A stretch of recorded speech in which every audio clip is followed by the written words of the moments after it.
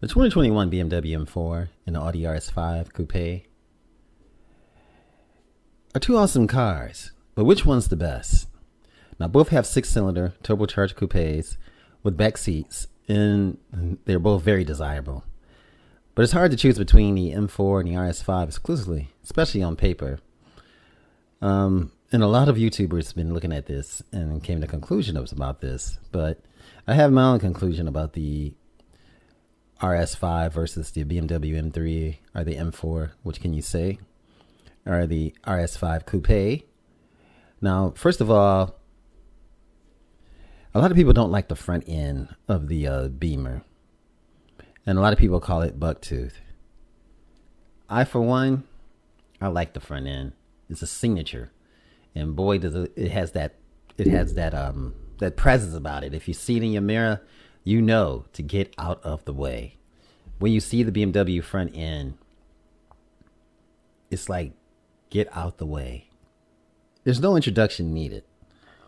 You know that. And that's just like, it's not like any other car out there on the highway. And you'll notice that. Now, the BMW has that V6 engine, and Audi also has that V6 engine. And a lot of times, a lot of people feel like in the Audi RS5, it feels like it doesn't want to bite you back all of the time. When the BMW does, you know, you paid anywhere from $69,000 all the way up to $100,000. You want it to feel like it's going to bite you. You want it to feel like it needs to be tamed. You want to feel like you have to drive the car to get to know the car. In the Audi RS5 and the RS5 Grand Coupe, you don't feel like that. It's more like confidence, and you know, which is nice.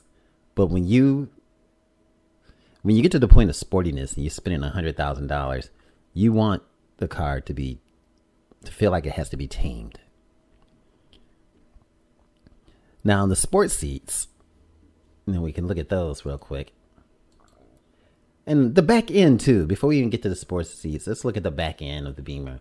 Even the back end of the Beamer has business. It looks like it's about business. There's everything about this. It means business. I mean, look at the roof, the carbon fiber roof, just the little, just the design on top between the shark fin antenna.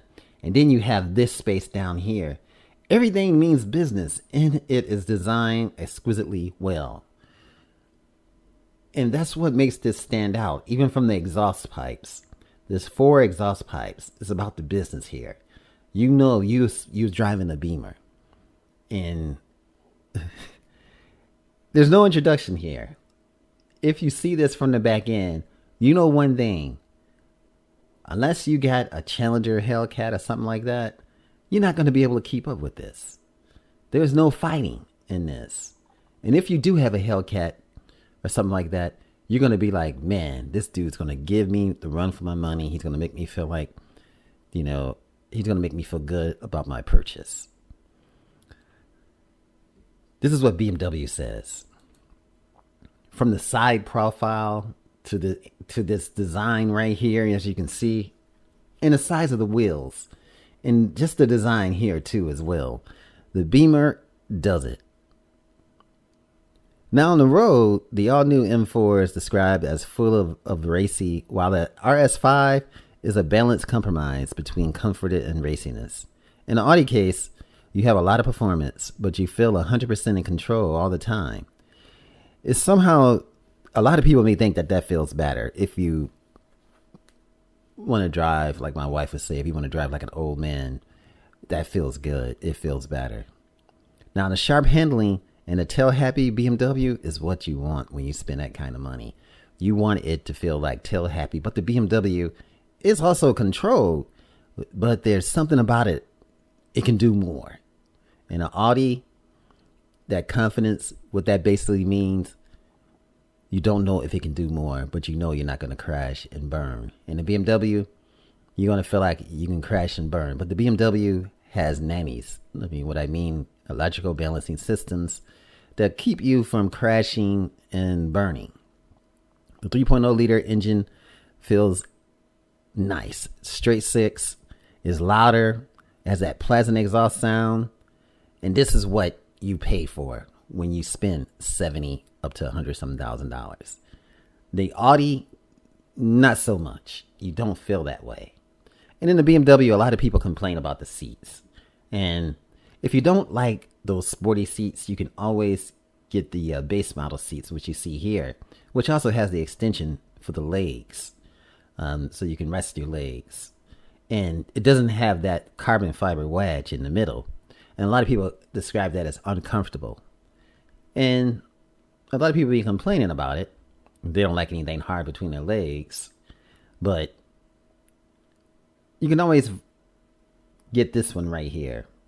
And I think this one may be also air-cooled seats and heated seats, which you can't beat. An Audi doesn't have the air-cooled seats, not the RS5. And I could be wrong on that, but the BMW definitely has the air-cooled seats, and you can see how the design is. Because this is not leather in the middle, because if it's air-cooled, it can never be leather. And so, but these are inserts, and they're made to cool. And you also have the lighted M3 emblem here, which is definitely nice. And these are the hard seats, and these seats are about his business. If you're trekking, and your M3 or your M4 is going to be used for trekking, these are the seats to get. But if you're going to be, using it for everyday use, you get the other seats. But if you like the way these look, you get what floats your boat. And even the paddles shifters are big, and not only that, but they also grippy. So your finger's not going to slip, even though you're going to find yourself sweating, and your hands are going to be sweating, because that's what BMW does. I mean, it's a engineered machine, and it's made, it's made like no other. In the back seats of the, the M3, definitely nice, and definitely a lot of room in that powerful V6 turbo engine in the M3. It's just awesome. Now, due to the steering ratio and the diameter of the steering wheel, you can't help but give the Audi RS5 Coupe a seal of approval. And we'll get to the Audi RS5 Coupe. Oh, this BMW just beast. I mean, look at that. You even can do burnouts, and you even can bring that back in around. This is definitely nice. And then not only that, but there's a computer on board to show you how tail happy you can get in your M3 or your M4. You can't beat it. I mean, look at the exhaust tips again. It just stands out. It's awesome. You can't think for a moment that the M4 isn't worthy of being on your list as one of the cars to get. Now, if you got upward from $70,000 to $100,000, the only thing different, the 4-ring is, it's a perfect German machine. But the ultimate driving machine, I mean, it has that vintage to it. And it's a ultimate grand touring. Now let's look at the Audi. You got the Grand Coupe, and you have the Coupe. It definitely looks nice, but these two here are the coupes, and these two are not the Grand Coupes like I thought. The Grand Coupe I don't have the picture of, but here I do have the look at the stick shifter, as you say, the automatic, the RS. This is basically the same design from that's in the 4-door. That's also in the 2-door. But the one thing that you see, the BMW is more driver focused. Because with the Audi, you have to touch the screen in order to navigate. You can't. And when you have to touch the screen, you're not able to do that. When you're going through turns and bends. And again, the Audi, you see the back end. You got this design back here. I mean, it's great, but it doesn't float the boat nicely. And again, look at this. I mean, what's the point of having this? These wedges here. And then, of course, this is nice. But this right here, you don't need. And I like the mirrors. I've always liked the brush aluminum mirrors on the Audis. Again, this right here is the one that I was thinking about. This is the Sportback. And it is, it's awesome. It's got the roominess, but it doesn't, are you going to spend $80,000 for this? That's the question. Or are you going to spend 80,000? And I'm going to hop back. Are you going to spend 80,000 for this? And we just take a look. Just take a look at the. Yeah, I'm gonna spend 80,000 for this, or 70,000. Yeah, 70,000. I mean, look at that front end. I mean, look at the cutouts up here. I mean, this the just again the way that they bend the metal to get this. It just looks like you're getting the $70,000 worth. And then let's go back. I mean, look at the spoiler on the back. Everything, like I said earlier, it's worth its money in gold. The BMW M3 and M4, and even the seats that are not the racing seats, it's gonna hold you tight. And these are also adjustable. The side bolsters, it can hug you just right, and you can adjust them. If you're a big guy, you can make it big. You can make it smaller. And in these right here, the sporty seats, definitely. If you're going to be trekking every day, get them. I mean, you got a place to even hold down. These are like when crap happens, you can just grab onto those two holders and just scream for your life as you're in the seatbelts, protecting you. Now let's go back and look at the Audi. And again, that's the two-door coupe. And again, you got the interior, you got the carbon fiber inlays. That's definitely nice. And this, where are you going to fit in here? I mean, it doesn't have a place for you to put your cell phones. I mean, this is a little change keeper. And this right here is like unconventional. I mean, they could have put a wheel here to control the screens, because when you're driving, you can't lean forward and start touching screens. I don't really like that, because if in the event of an accident and somebody hits you from the back end, you're touching the screen, you're going to push that and it's going to break, and you're going to end up hurting your hands. But when you have it down here and you just have the wheel, it's more safe. See, these are little things I think about. And here too, there's no air-cooled seats. You just see, I mean, these are beautiful seats, and this looks adjustable to, for your legs. That's what it looks like. But you don't have the air-cooled seats.